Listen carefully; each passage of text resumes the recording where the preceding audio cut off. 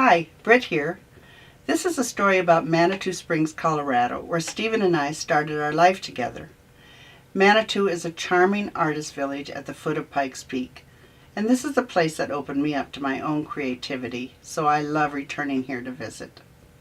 On our recent visit, I knew I wanted to capture a story about this special place, and I happened to run into Sharon Cupid, an accomplished artist we knew from our time living in Manitou, almost 40 years ago.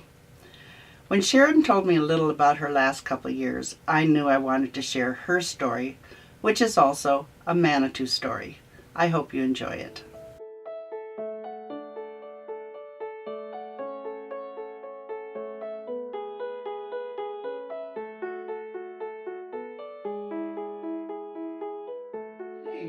My name is Sharon Smiley Cupid, and I think I've lived here about 40 years, 40 plus years. I worked in Glacier Park one summer, the summer of '67, and made a lot of friends, and one of my best friends that I met there grew up in Cripple Creek. I came out to visit Libby, and she took me one night on a road up the pass, essentially, and you look down and you see this little fairy town.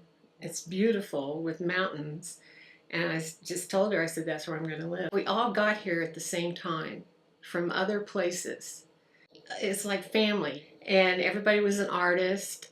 We'd spend a lot of time in the bars having fun and saying, well, how did you get here? And people always had these unique stories of their car breaking down. It was just a lot of magic involved, and we just evolved into an artist community. I worked in clay, in ceramics, hand building for about, 30 years. Yes, I had a studio around the corner.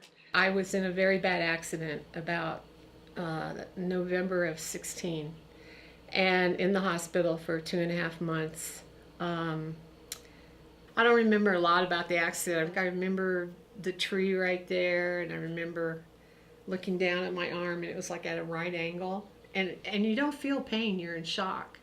And I just remember thinking, oh, I guess I broke my arm, and the jaws of life, I remember that. And after that, I don't remember anything. I couldn't walk for probably 7 or 8 months.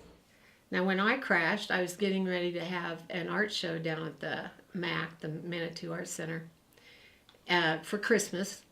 Well, they went ahead and put that thing on, and they videoed it while it was going on and sent it to, and I could watch it in the hospital. When I came home, I have 30 steps up to the front of my door.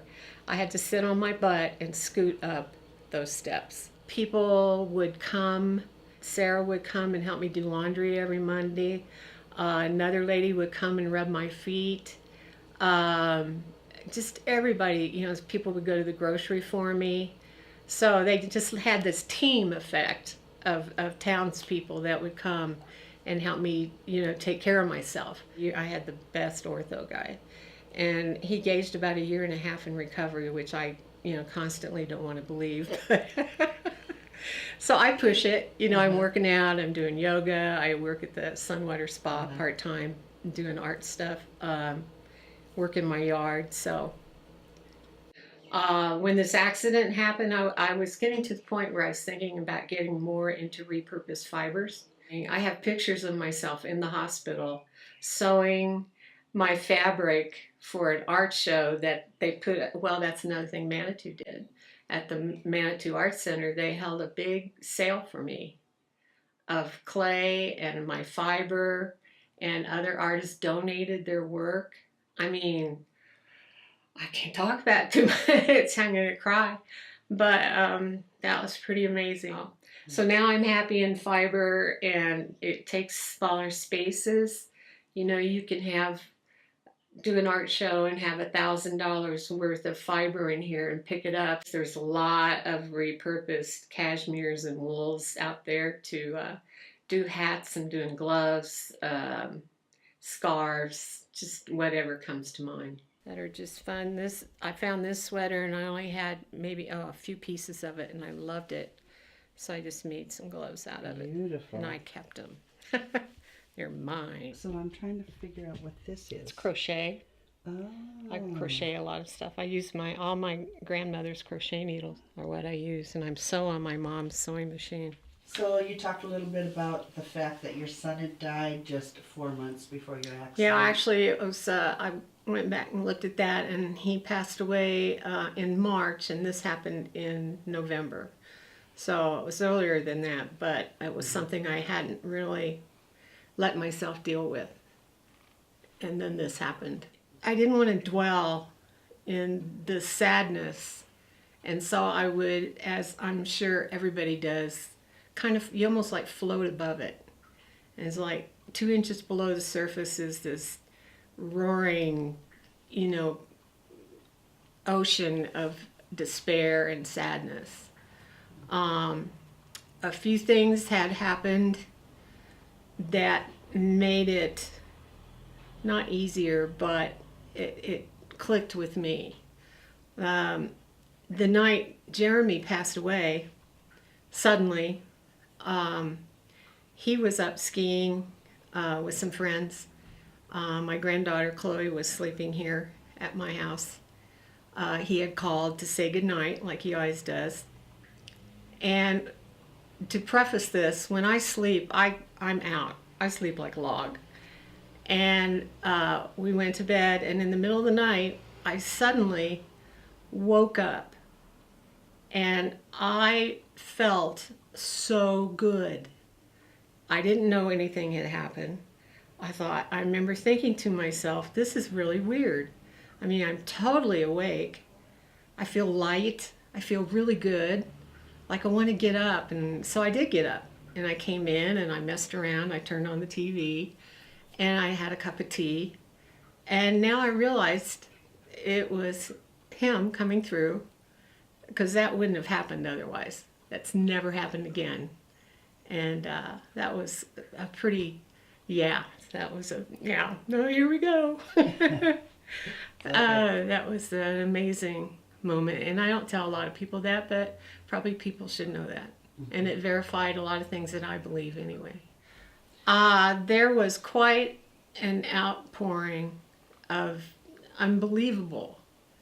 I mean, Manitou, we all know when we live here that we are a fantastic community. We always have been. We're artists. We care about each other. But I never realized the actual core of that was amazing. When Jeremy passed, the whole town, came together on that. They had a big thing down at where he was a bartender once a week, down at Kinfolks. And artists donated art, bands played, and they collected a lot of money for Stacia and the family. I think grief is a time thing.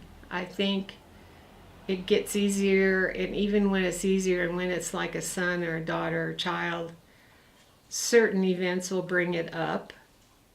And they do, I'll see something or watch something on TV or read something, and it'll just bring the whole thing up. Reestablish my belief in things happen so we can have the experience whether we want it or not. I wanted to add to this video something that I forgot to mention. A really important part of my being able to have a calm mind coming out of this, it was such an expensive event. About over $200,000 in medical stuff. God bless Medicare. I don't know what you think about Medicare, and my part was covered by a GoFundMe fund that my daughter's friends and my friends started, and that gave me enough money to be able to write those checks and pay those bills, and not have that worry on top of everything else, because I'm an artist and that stuff is important to take care of. So I just wanted to mention that GoFundMe is a fantastic, or even crowdfunding is a fantastic invention.